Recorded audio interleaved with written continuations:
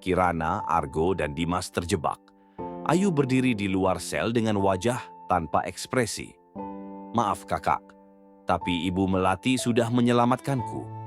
Dia adalah keluargaku sekarang," kata Ayu dingin. Kirana hancur, dikhianati oleh adiknya sendiri. Tapi Dimas menemukan celah. Dia menggunakan pengetahuannya tentang markas itu untuk membuka kunci sel. Mereka melarikan diri, tapi tidak sebelum Argo terluka parah melindungi Kirana. "Pergi, selamatkan dirimu," bisik Argo. Tapi Kirana tidak mau meninggalkannya. Dia menggunakan kekuatannya untuk melawan penjaga, dan mereka berhasil kabur. Di tempat aman, Kirana merawat luka Argo. Di saat itulah perasaan di antara mereka mulai tumbuh, lebih dari sekadar sekutu. Ayu menangis sendirian di kamarnya. Dia sebenarnya tidak ingin mengkhianati Kirana, tapi Melati menyandera seseorang yang Ayu cintai.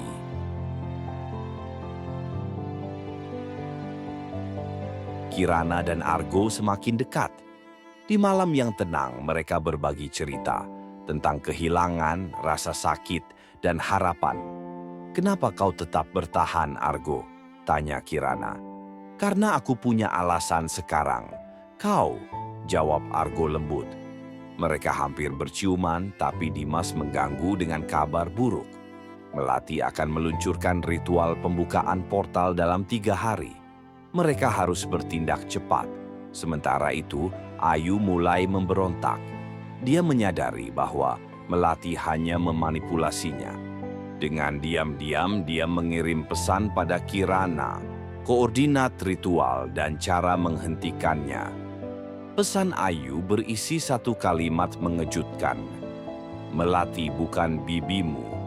Dia adalah ibumu yang sebenarnya."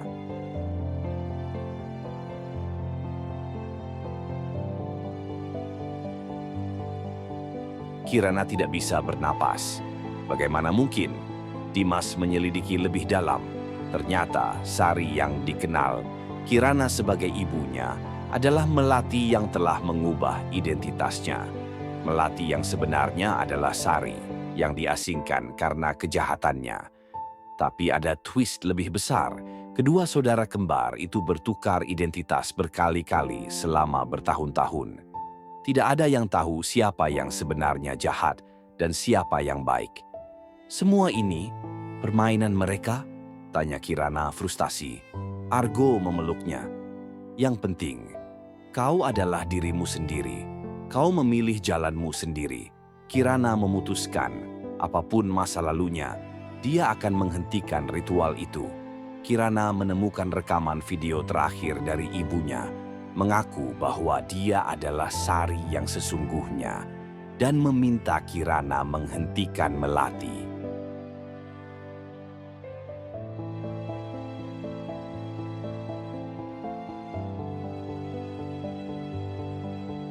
Kirana, Argo, dan Dimas bersiap untuk pertempuran terakhir. Mereka mengumpulkan sekutu orang-orang dengan kekuatan supernatural yang juga diburu The Grey Order. Di antara mereka ada Raka, pengendalikan api, Intan, yang bisa mengubah tanah menjadi kristal, dan Wijaya, yang bisa menghilang. "Kita mungkin tidak menang, tapi setidaknya kita berjuang bersama," kata Kirana memberi semangat. Mereka merencanakan serangan, menyusup ke tempat ritual, dan menghancurkan portal sebelum terbuka sepenuhnya. Tapi ada masalah, ritual hanya bisa dihentikan dari dalam.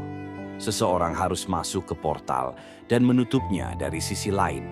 Dan kemungkinan besar, orang itu tidak akan kembali. Ayu muncul di markas mereka. "Aku yang akan melakukannya. Biar aku yang menebus kesalahanku."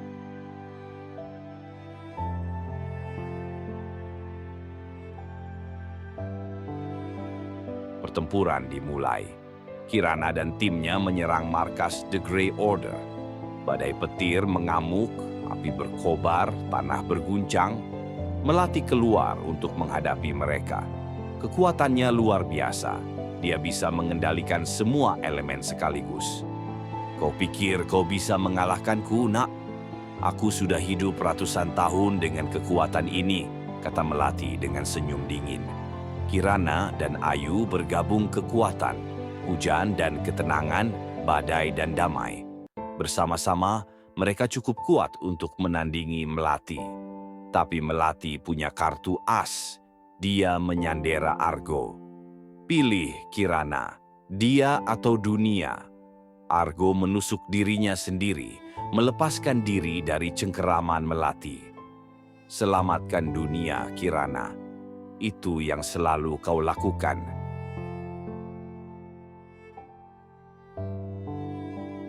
Argo jatuh. Kirana berteriak. Kemarahannya meledak. Badai terbesar yang pernah ada menghantam markas. Petir menyambar, hujan es menghujam. Melati terluka tapi masih kuat. Kau tidak akan pernah bisa mengalahkanku dengan amarah, anak kecil. Tapi Kirana belajar dari kesalahannya. Dia menenangkan dirinya mengingat kata-kata Mbah Darmo dan Argo. Kekuatan sejati bukan dari amarah, tapi dari cinta dan pengorbanan. Dengan tenang, Kirana melepaskan kekuatan penuhnya. Langit terbuka, cahaya turun. Melati terpukul mundur. Sementara itu, Ayu berlari ke portal yang hampir terbuka. Dia masuk ke dalamnya, bertekad menutupnya dari dalam. Kakak, maafkan aku untuk semuanya. Aku mencintaimu, bisik Ayu sebelum menghilang. Portal mulai runtuh, tapi Argo masih hidup. Sekarat. Dia membisikkan sesuatu pada Kirana.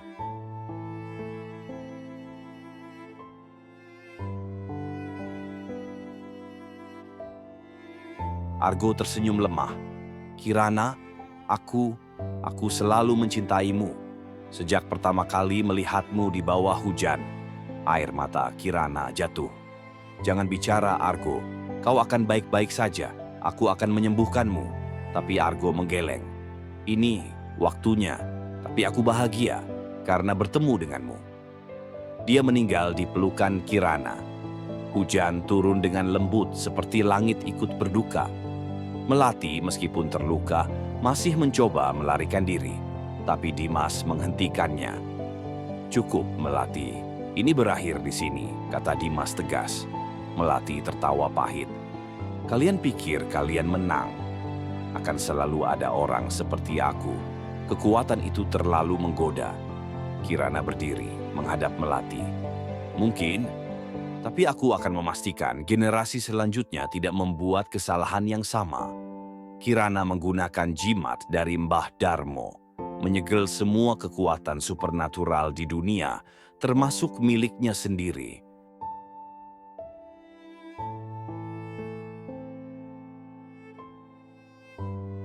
Kekuatan supernatural menghilang dari dunia.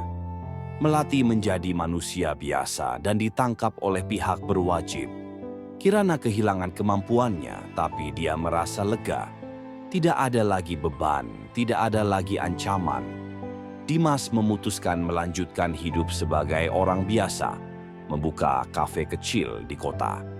Tapi Kirana merasa hampa. Dia kehilangan Argo, Ayu, kakeknya, dan ibunya. Semua orang yang dia cintai. Dia kembali ke desa, ke rumah kakeknya, mencoba menemukan kedamaian. Di sana, dia menemukan surat terakhir dari Ayu dan Argo.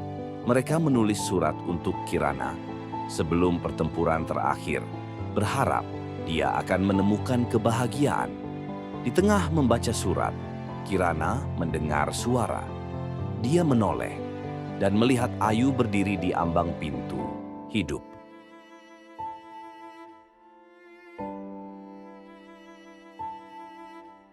Ayu selamat.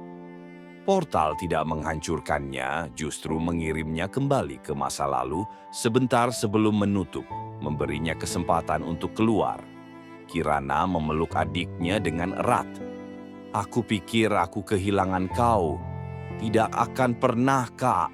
Kita keluarga, kata Ayu sambil menangis bahagia. Mereka menghabiskan waktu bersama, membangun kembali hidup mereka. Kirana mulai menulis buku tentang pengalamannya, mengubah rasa sakit menjadi sesuatu yang bermakna. Dimas sering berkunjung, membawa kopi dan tawa. Tapi ada satu hal yang masih mengganggu Kirana Argo. Dia bermimpi tentangnya hampir setiap malam. Suatu hari Ayu memberitahu sesuatu yang mengejutkan. "Kak, jimat Mbah Darmo mungkin masih punya satu keajaiban tersisa." Mereka kembali ke tempat Argo meninggal dan menemukan jejaknya masih ada. Energi supernatural lemah, tapi masih ada.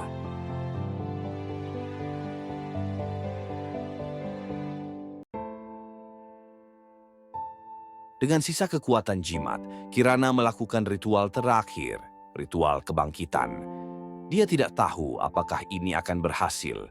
Hujan turun lembut, seperti langit memberikan berkahnya. Cahaya menyelimuti makam Argo.